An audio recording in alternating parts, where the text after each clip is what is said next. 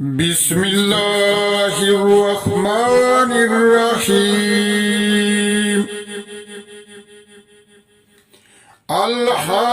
ألهاكم التكاثر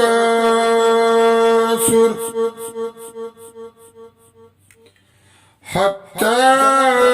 زرتم المقابر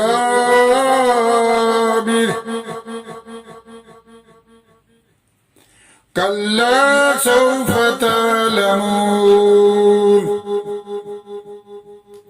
ثم كلا سوف تعلمون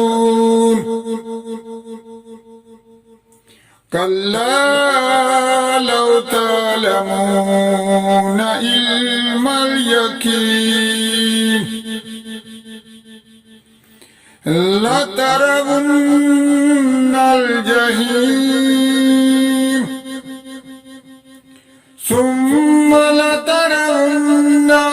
عين اليقين ثم لتسألن يومئذ عن النعيم